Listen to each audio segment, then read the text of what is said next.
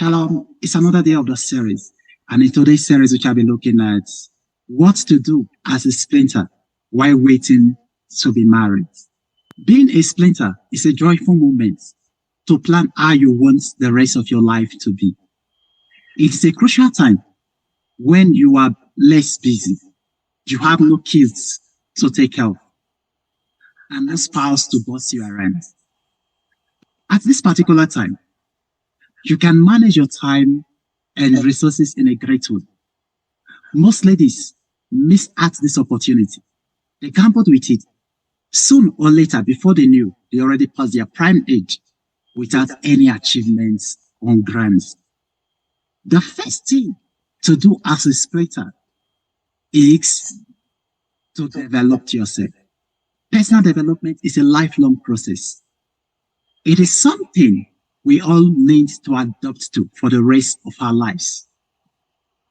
As a single lady, what you need to do while fully waiting for your time to maritally settle them, you need to develop yourself.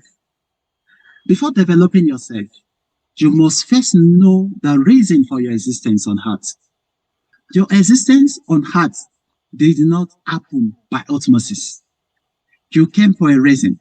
You were born into that family for a reason. You came into this generation for a reason.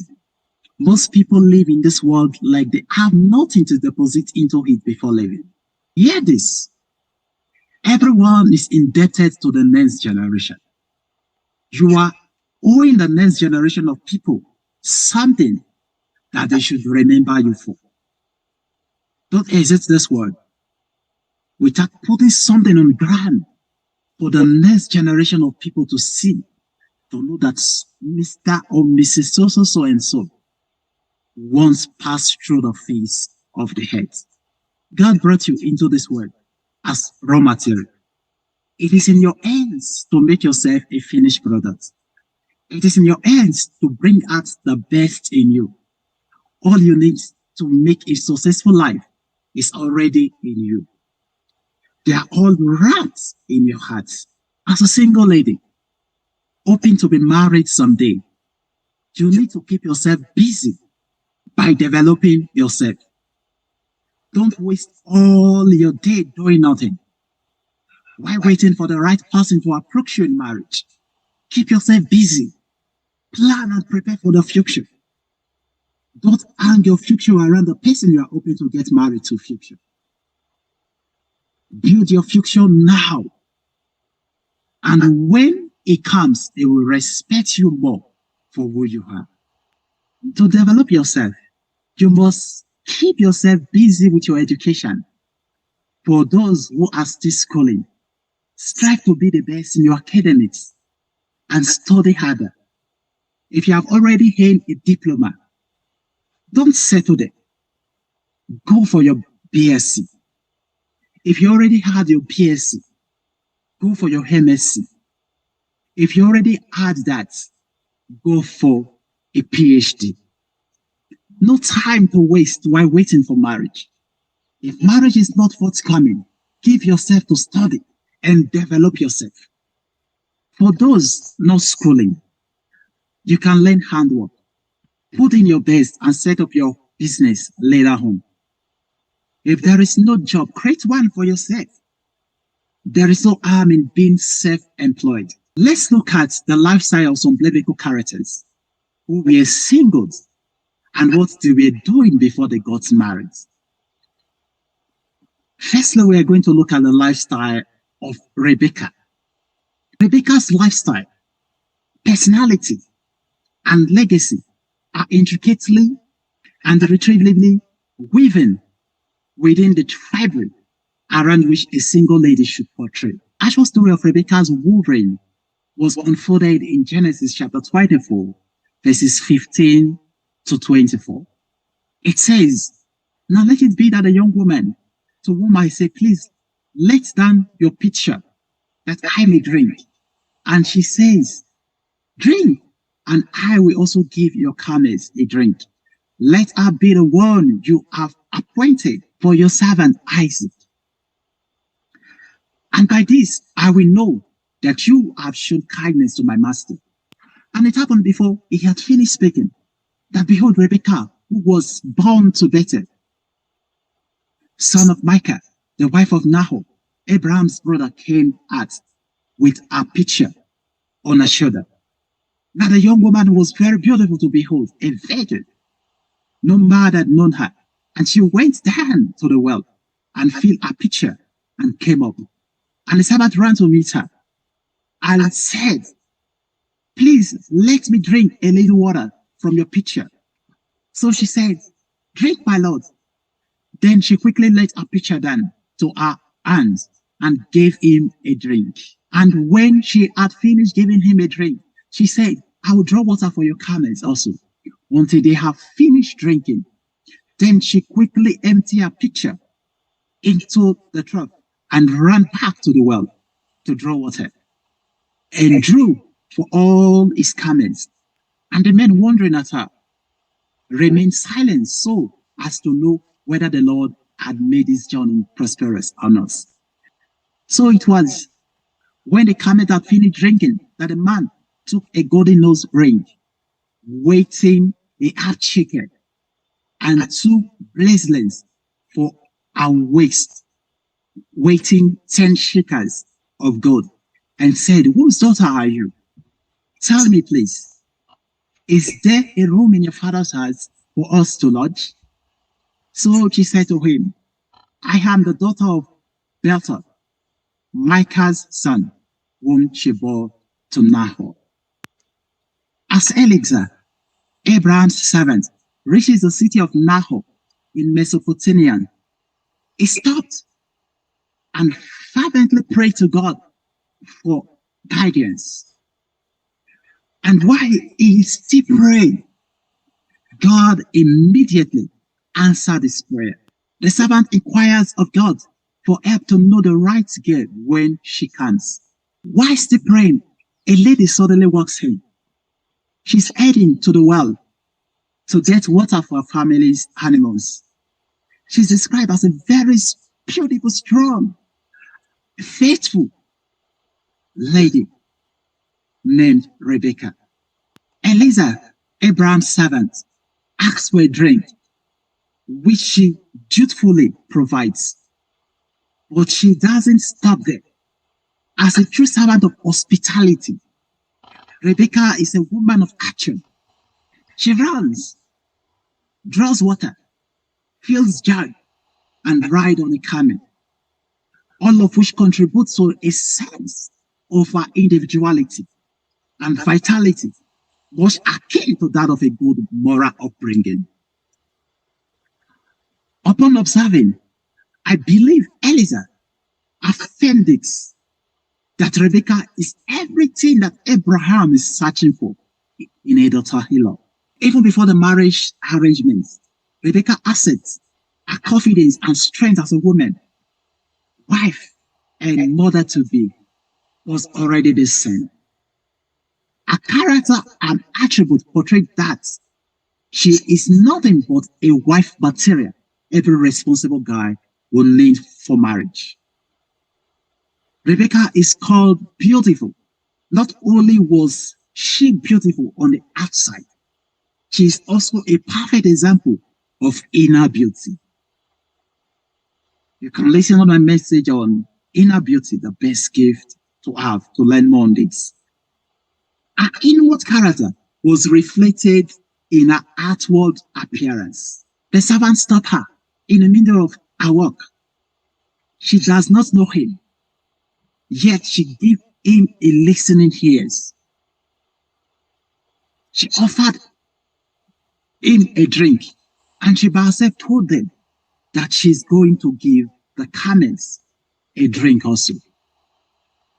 What a life of hospitality. In a country where I am now, I don't know much of the language, but there are times people run after me, screaming, Abbat, Abbat, Abbat, means father. I will stop and give them attention. Then I don't know much of the language. So what I do, I'll quickly look for someone who can translate what he or she is saying to see how I can be a source of help to them. because that is what I am born for. There are some ladies, if a guy approaches them, it may be to get direction. Before he ever said anything, she will snub him and walks away.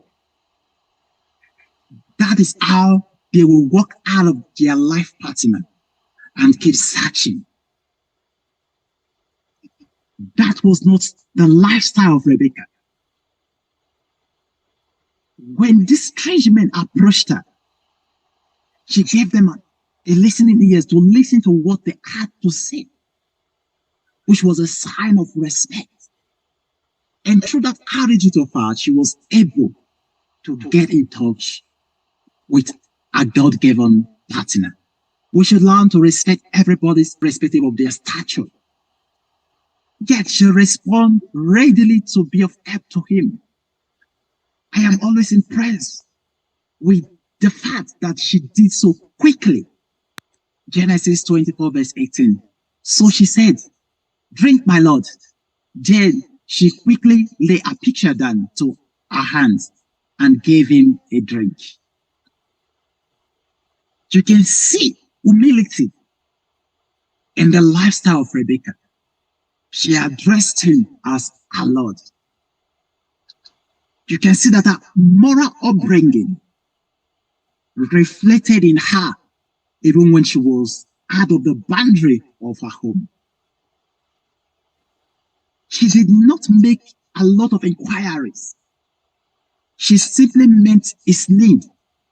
Then she went about and beyond. She also cared for his camel until they all finished drinking. According to National Geographic, camel can drink about 200 liters, that is 53 gallons of water in 30 minutes. Because camels store water in their humps for a long period of time. The servant had 10 camels. You can see that in Genesis chapter 24, verse 10, which says, "Then the servant took 10 of his master's camels and departed, for all his master's goods were in his hands. And he arose and went to Mesopotamia, to the city of Nahor." If they had 10 camels, and a camel can drink 200 liters of water, this means 200 multiplied by 10. That will be 2,000 liters. You see, the work she volunteered to put herself into, it was not a little work. It was not a slight work. The offer she accepted was not to put a bowl of water for a tasty puppy. Rebekah volunteered to work. She had one job that she had carried out on her shoulder. Water needed to be drawn up from the well. No matter how large a jug was, it certainly did not hold 300 gallons of water. In verse 20, we see the word quickly, and again she ran back to the well to draw. Genesis 14 verses 20 says, "Then she quickly emptied a pitcher into the trough, ran back to the well to draw water, and drew for all his camels." Did you see that? The Bible said Rebekah drew for all the camels. That is 2,000 liters of water. She did so until all of his camels were watered. Rebekah showed a good work ethics, a kind heart, a servant attitude. The servant, Abraham's servant, was convinced that this is the woman God wants for him to choose for Isaac. Who was Rebekah? What was her occupation? Rebekah was a shepherdess by occupation, meaning she didn't sit down idle doing nothing. She kept herself busy. It was why she kept herself busy that she saw a God-given husband. 2, Rebekah was very fair to look upon. She was so beautiful, but she never allowed her beauty to get into her head. She was also a virgin. As a lady, she maintained her dignity by keeping herself for her future husband, knowing that keeping herself is a pride and respect to her. Hear this, not because you lost your virginity. That doesn't mean you should keep on giving yourself to any guy that comes your way. You can still keep yourself from today upwards. And I encourage you to do that. 3, Rebekah was an hospitable, respected, and humble lady. When she saw Abraham's servant, she didn't look down on him like what many ladies out there do today. She served him drink, called him a lord, and treated him with respect. What an attitude. You can listen to my last teachings on attitude for attitudes. 4, Rebekah was an industrious lady. When she saw the servants of Abraham, she by herself gave drink to all the camels until they finished drinking. If one camel drinks 200 liters of water, how much more? 2, 3, 4, 5, 10 camels that Abraham's servants came with. This means Rebekah was a hard-working lady. She was a well-brought-up lady, strong and full of life. Her attributes called for her to be recommended to someone of substance, that is Isaac, for a wife. So hear this, young ladies. Your training begins at home. Your journey into marriage, the training you need to undergo, starts from the home of your parents. Whatever you learn when you are still with your parents, those are the things you're going to take into your matrimonial home. Rebekah developed this attitude from her parents when she was at home.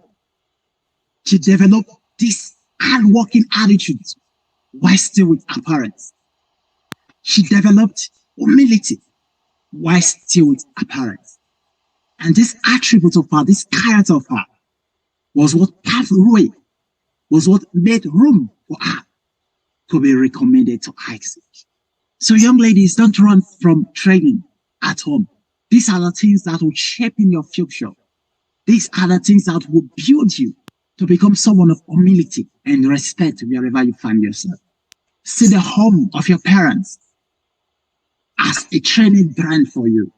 It was in the process of keeping herself busy that she found her future husband. She was single but refused to mingle herself around with guys without future. So what are you doing as a single lady?